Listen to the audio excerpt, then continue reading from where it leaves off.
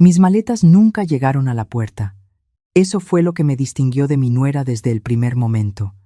Yo nunca me engañé pensando que me iban a invitar. Soy Carmen. Tengo 63 años. Fui contadora certificada durante 32 años en una empresa exportadora de Guadalajara. Y si algo aprendí en ese tiempo es que los números no mienten. Las personas sí, los números jamás. Todo empezó el jueves por la noche, cuando mi hijo llegó a la cena con esa sonrisa que yo reconocía desde que tenía 8 años. La sonrisa que usaba cuando quería algo. Se sentó a la cabecera de mi mesa, en la silla que fue de su padre, y dijo que tenía una sorpresa. Mi nuera, Gabriela, ya estaba sentada con esa expresión de quien guarda un secreto que le quema en la boca. Cruceros del Caribe, mamá. 10 días. Los 4, Gaby, los niños y yo. Nos vamos el sábado. Los 4. Conté en silencio. Mi hijo Rodrigo, Gabriela, mi nieta Sofía de 9 años y mi nieto Mateo de 7. 4. Yo no estaba en ese número y los dos lo sabían perfectamente cuando dijeron los 4. Me serví más agua antes de responder. El silencio en la cocina pesó como el plomo. ¿Y quién se queda con los niños estos días antes de que salgan? Pregunté, aunque ya sabía la respuesta. No, mamá, nos llevamos a los niños. Rodrigo aclaró la garganta. Lo que necesitamos es que te quedes aquí en el departamento, para recibir un paquete importante que llega el lunes, para regar las plantas de Gaby, y la verdad es que el edificio nuevo donde vivimos no nos da mucha confianza todavía. Necesitamos a alguien de confianza cuidando. Alguien de confianza. 32 años haciendo balances, y esas 2 palabras me cuadraron el estado financiero de mi relación con mi hijo en un segundo. Me quedo, dije. Y no dije nada más. Gabriela sonrió con esa boca pequeña suya y empezó a hablar de las plantas como si yo fuera la jardinera del edificio. Las orquídeas 2 veces por semana, pero poca agua. La suculenta esa nunca la toques que se estresa. El ficus solo si ves que la tierra está muy seca. Me daba instrucciones con el tono de quien le explica a la nueva empleada cómo funciona la copiadora. Y yo asentía. Asentía porque en ese momento ya estaba haciendo otra cosa en mi cabeza. Ya estaba contando. Esa noche, después de que se fueron, me senté en la sala del departamento que era técnicamente mío, aunque ellos lo habitaban como si hubiera sido siempre de ellos. Yo había comprado ese departamento hace 14 años con el dinero del retiro anticipado que me dieron cuando la empresa cerró su sede en Guadalajara. 3 recámaras, piso 8, vista al parque. Rodrigo se mudó aquí con Gabriela 4 años atrás, diciéndome que era temporal, que estaban ahorrando para comprar algo propio. 4 años es mucho tiempo para lo temporal. Fui a mi recámara y del cajón de la mesita de noche saqué una libreta chica de pastas azules, la misma que usaba en la oficina para los registros paralelos, los que nadie más veía pero que siempre eran los correctos. Durante 4 años había anotado en esa libreta cada movimiento. No por rencor, sino por costumbre profesional. Una contadora no deja nada sin registrar. La abrí en la primera página. La letra era mía, apretada y exacta. Agosto, hace 4 años. Depósito de seguridad que nunca pagaron, 4,000 pesos. Octubre.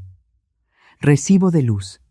El doble de siempre desde que pusieron el televisor nuevo en la sala. Diferencia absorbida por mí sin decir nada. Diciembre. Cena de Navidad completa. Mercado, vino, postres, todo pagado por mí porque Rodrigo dijo que ese mes habían tenido gastos imprevistos. Enero del año siguiente. Colegiatura de Sofía. Prestada porque Gaby se había tardado en cobrar su quincena. Nunca de vuelta. Pasé las hojas despacio. El total al final de la última página era una cantidad que me hizo cerrar la libreta con más fuerza de la necesaria. Con ese dinero yo hubiera podido renovar el departamento completo, cambiar los muebles que Rodrigo había traído sin pedirme permiso y que no pegaban para nada con los míos, y todavía me sobraba para un viaje de verdad, no de 10 días en un crucero pagado con la tarjeta que yo cubría indirectamente cada mes. Me acosté pero no dormí.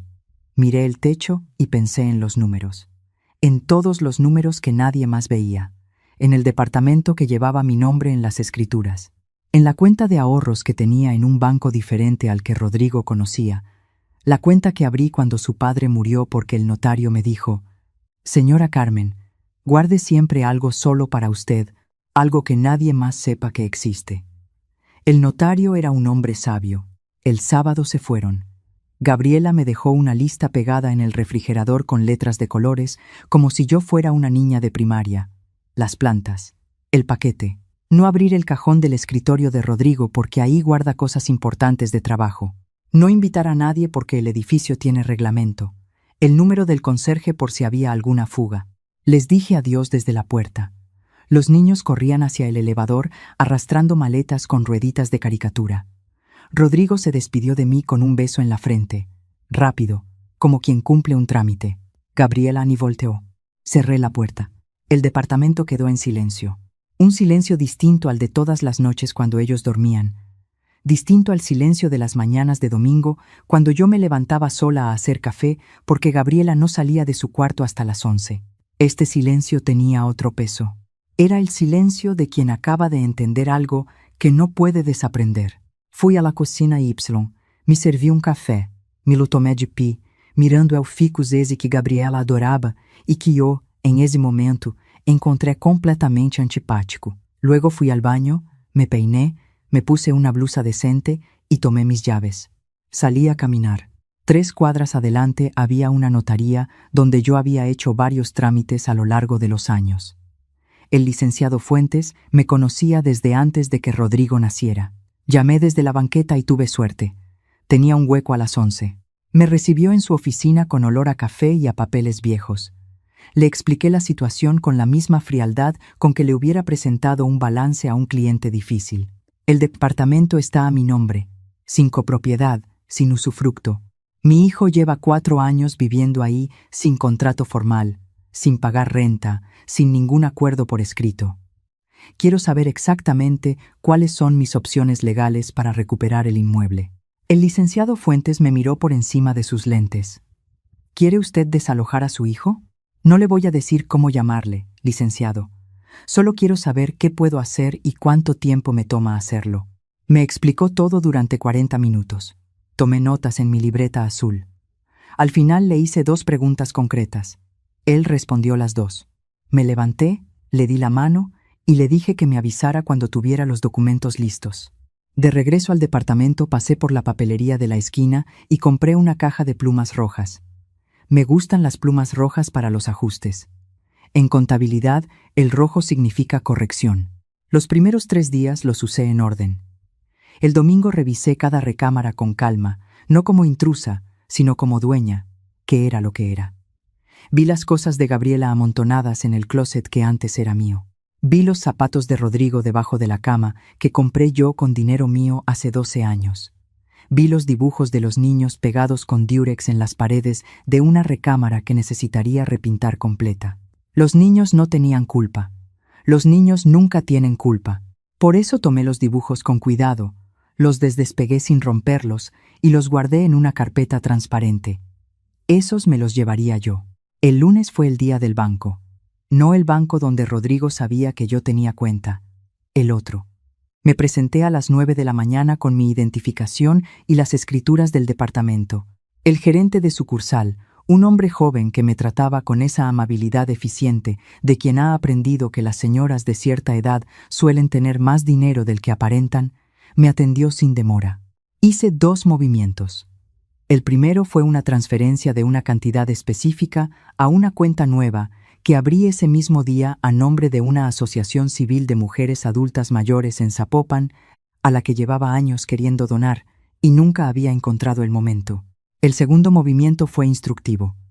Cerré la tarjeta adicional que, por un descuido mío de hace 2 años, tenía como extensión de mi cuenta y que Rodrigo usaba para la gasolina y para algunas compras que yo veía reflejadas en el estado de cuenta sin que nadie me avisara. ¿Está segura, señora?, me preguntó el gerente cuando procesó la cancelación. Completamente, le dije. Y por favor, cualquier intento de cargo que llegue a partir de mañana sobre el límite de 2,000 pesos que sea rechazado automáticamente, sin llamadas de verificación, sin excepciones. El gerente asintió y tecleó. El sonido de las teclas fue música. El martes llegó el paquete que Gabriela me había encargado recibir. Era una caja grande con el logo de una tienda de artículos para el hogar. Lo puse en la sala sin abrirlo, No era mío, pero tampoco lo subí al cuarto de ellos. Lo dejé ahí, en el centro de la sala, como un recordatorio silencioso de que alguien vivía en mi casa dependiendo de mi presencia para recibir sus compras. El miércoles llamó Rodrigo. Mamá, ¿todo bien por allá? Todo en orden, hijo. ¿Cómo está el clima allá? Increíble, mamá. Hoy estuvimos en una isla. Los niños se metieron al mar por primera vez. Sofía se asustó, pero luego ya no quería salir. Qué bueno, le dije. Y lo dije en serio. Me alegra que los niños vean el mar. Oye, mamá, ¿llegó un paquete de Gaby? Llegó. Está en la sala. Perfecto. Oye, también, ¿puedes revisar si en el cajón de mi escritorio hay un sobrecafé? Gaby dice que dejó ahí unos documentos del seguro del coche que necesita para hacer un trámite cuando regresemos. Me quedé callada 2 segundos. El cajón que Gabriela me había dicho expresamente que no abriera. Voy a ver, dije. Fui al escritorio. El cajón no tenía llave, solo una presión. Lo jalé. Dentro había papeles de trabajo de Rodrigo, algunas facturas, y debajo de todo, un sobre manila. Lo abrí. No eran documentos del seguro. Eran estados de cuenta de una tarjeta de crédito que yo no conocía, con un saldo que me hizo parpadear. Debajo del sobre había algo más. Una hoja doblada a mano con mi nombre en la portada. La abrí. Era una carta sin fecha. La letra era de Gabriela. Decía que si algún día yo decidía pedirles que se fueran, ellos podrían argumentar derechos de posesión por el tiempo vivido, que habían hablado con un abogado, y que la ley los protegía, y que era mejor que yo lo supiera antes de tomar cualquier decisión precipitada. La leí 2 veces. Doblé la carta. La guardé en mi bolso. Volví al teléfono. No encontré el sobre del seguro, le dije a Rodrigo. Debe estar en otro lado. Ah, qué raro. Bueno, no importa, ya vemos cuando llegamos. Cuídate, mamá. Cuídense, hijo. Colgué y me senté en el sillón que era mío desde antes de que Rodrigo supiera leer. Respiré hondo. La carta de Gabriela era un movimiento calculado, una amenaza envuelta en papel manila. En 32 años de trabajo contable, había aprendido que cuando alguien te muestra sus cartas antes de tiempo, es porque tiene miedo. Y cuando alguien tiene miedo, comete errores. Llamé al licenciado Fuentes. Le conté lo de la carta. Él escuchó sin interrumpirme. Carmen, me dijo cuando terminé. Acabo de recibir respuesta del juzgado. Los documentos están listos. Pero con lo que me acaba de decir, le recomiendo algo adicional. Lo escuché durante 20 minutos más. Cuando colgué, mi plan ya no era el mismo de 3 días atrás. Era mejor. El jueves me dediqué a mis propias cosas. Desayuné sola en la mesa del comedor, con mantel y todo, algo que no hacía desde que ellos se mudaron, porque Gabriela decía que el mantel de hilo se manchaba muy fácil con los niños. Hice mis ejercicios de la mañana. Leí un rato. Por la tarde fui a la Asociación Civil de Zapopan que había encontrado en Internet, la que apoyaba a mujeres mayores en situación de vulnerabilidad económica. Les llevé en persona el comprobante de la donación y me quedé 2 horas hablando con la directora, una mujer de mi edad llamada Esperanza, que tenía en los ojos esa luz de quien ha decidido no malgastar el tiempo que le queda. Me fui de ahí, sintiéndome extrañamente ligera. El viernes el licenciado Fuentes me mandó por mensajero un sobre con varios documentos. Los revisé uno por uno sobre la mesa del comedor, con mis lentes puestos y un café al lado. Firmé donde correspondía con pluma azul, porque para lo formal siempre azul, no rojo. El rojo es para las correcciones. Esto no era una corrección. Esto era un cierre contable. Esa noche hice algo que no había hecho en meses. Saqué de mi closet una maleta mediana, la roja con ruedas, y empecé a empacar. No mucho. Mi ropa esencial, mis documentos personales, la libreta azul, una caja pequeña con fotos de cuando Rodrigo era niño y de su padre, mi cafetera italiana que era la única que hacía el café como a mí me gustaba, y la planta pequeña de lavanda que yo había sembrado desde semilla, y que Gabriela nunca había tocado porque decía que le daba alergia. A Canela, mi gata atigrada de 12 años, la puse en su transportadora con su cobija favorita y sus croquetas. Ella me miró con sus ojos ambarinos sin protestar. Canela siempre supo cuándo había que moverse. Dormí profundamente esa noche, sin sobresaltos, sin ese ruido de fondo que durante 4 años me había tenido en alerta constante, ese ruido sordo de vivir en tu propia casa, como si fueras la visita. El sábado llegó nublado y fresco, como les gusta a los tapatíos. Rodrigo y Gabriela tenían vuelo a las 3 de la tarde. Calculé que estarían en el departamento antes de las 6. A las 10 de la mañana, llegó una camioneta del servicio de mudanza express que había contratado el miércoles. 2 muchachos jóvenes y eficientes que me trataron con respeto desde el primer momento. Les había explicado exactamente qué necesitaba: mover un juego de recámara, una sala, aparatos de cocina y unas cajas a una bodega cercana que ya había rentado por 3 meses. Todo lo que pertenecía a Rodrigo y Gabriela quedaba intacto, en su lugar, sin tocar ni un zapato.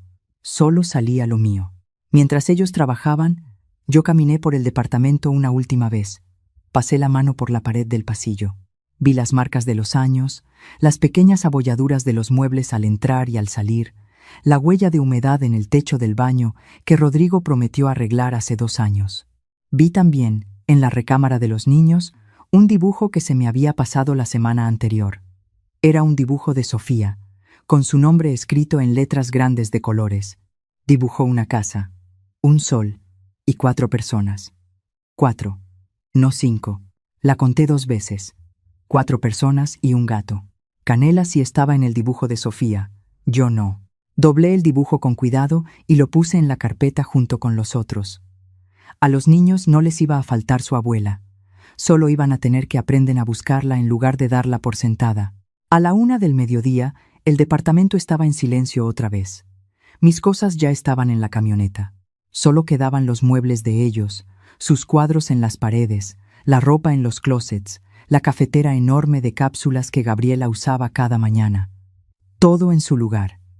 Yo era la única que ya no estaba. Dejé sobre la barra de la cocina un sobre blanco. Dentro había 3 cosas. La carta que Gabriela había escrito y escondido en el cajón, doblada exactamente como la encontré. Una copia del documento notarial que el licenciado Fuentes había preparado, con todas las firmas correspondientes. Y una nota mía, escrita con pluma roja sobre papel blanco. Los números siempre cuadran al final. Cuiden el departamento mientras resolvemos los términos. El licenciado Fuentes los espera el lunes a las 10. Sin firma. No hacía falta. Tomé a Canela en su transportadora. Agarré mi maleta roja y salí. El conserje del edificio, don Aurelio, me abrió la puerta con su gesto de siempre. «Que le vaya bien, señora Carmen». Le sonreí. «Gracias, don Aurelio. Cuídese». El coche que pedí por aplicación ya estaba esperando afuera. Mi celular vibró cuando íbamos a mitad del camino. Era Rodrigo. Lo dejé sonar. Vibró 3 veces más en los siguientes 10 minutos. Luego llegaron los mensajes. Primero uno tranquilo. «Mamá, ya llegamos. ¿Dónde estás?» Luego otro con tono diferente. «Mamá, hay un sobre en la cocina. ¿Qué es esto?» Luego uno de Gabriela. «Carmen, esto no tiene ningún sentido, llámame». Luego otro de Rodrigo. «Mamá, por favor, contesta». Apagué la pantalla y guardé el teléfono en mi bolso. La casa de Esperanza, la directora de la asociación, quedaba en un fraccionamiento tranquilo al poniente de la ciudad. Me había ofrecido quedarme en su cuarto de visitas mientras yo definía mis siguientes pasos. 2 semanas, me dijo, o las que necesites. Tengo espacio y me vendría bien alguien que sepa de números para revisar nuestra contabilidad del año.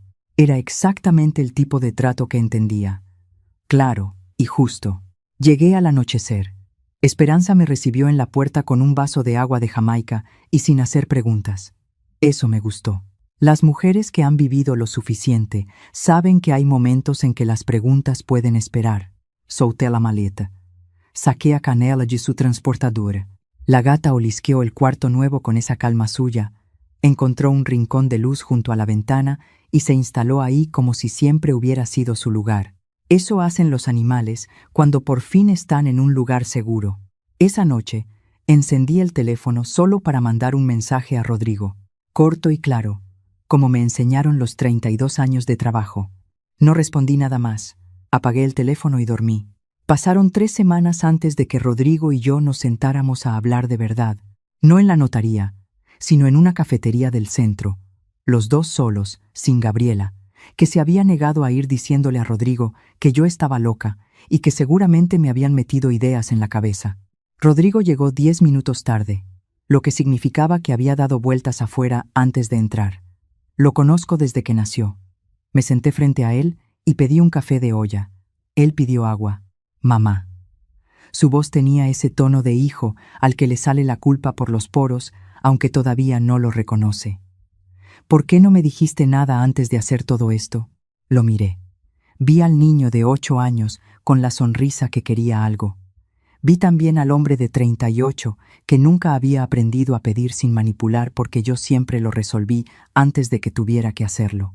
Rodrigo, le dije, tú tienes una libreta azul en mi cajón, aunque no la hayas visto nunca. Frunció el ceño. ¿Qué? Me explico. Durante 4 años anoté cada peso que pagué yo y que correspondía pagarles a ustedes. Renta, que nunca se discutió pero que existe implícita cuando vives en casa de otra persona. Colegiaturas, despensa, servicios, gastos que surgían de repente y que yo cubría porque era más fácil que tener la conversación. La suma es considerable. Rodrigo abrió la boca. No he terminado. Lo detuve con calma. Esa misma semana que ustedes se fueron de viaje, encontré en tu escritorio una carta de Gabriela en la que me amenazaba con derechos de posesión si yo les pedía que se fueran. El color de su cara cambió. Se puso de un gris particular que yo asociaba con los estados financieros en números rojos. Mamá, yo no sabía nada de esa carta.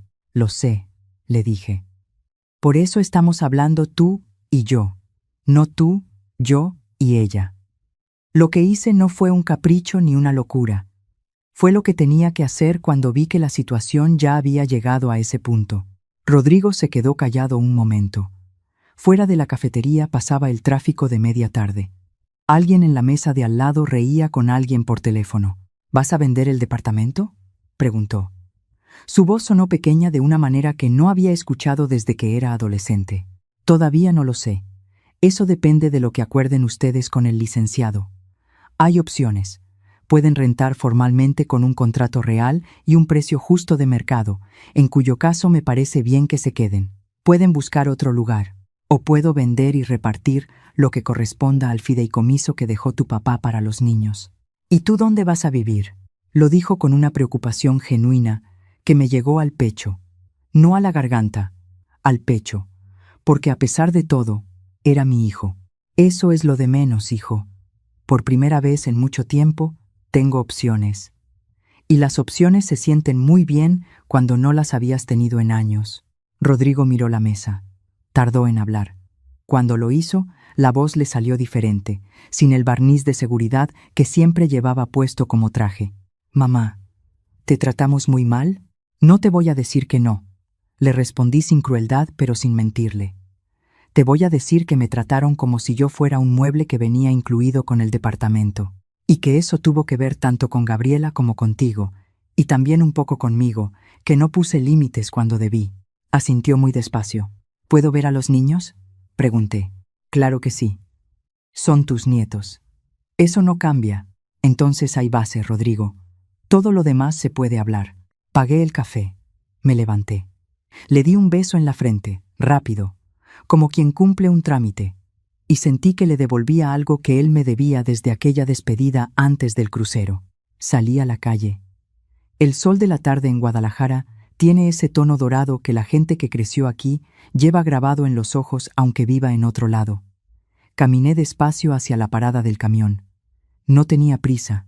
La prisa la inventaron los que tienen miedo de que se les acabe el tiempo, y yo ya había dejado de tener ese miedo. Esa noche en el cuarto de Esperanza, Canela dormía en mis pies cuando llegó un mensaje de Sofía desde el teléfono de Rodrigo. Era una foto, un dibujo nuevo, hecho con los plumones de colores que yo le había regalado en su cumpleaños. Una casa, un sol, 5 personas y un gato. 5. Amplié la imagen. Junto a las otras figuras había una más pequeña, con el pelo gris dibujado con cuidado, que sostenía lo que parecía ser una taza de café. Debajo del dibujo, con letra de niña que todavía mezcla mayúsculas y minúsculas: Abuela, cuando vienes. Lo guardé en la carpeta junto con los otros dibujos. No contesté todavía.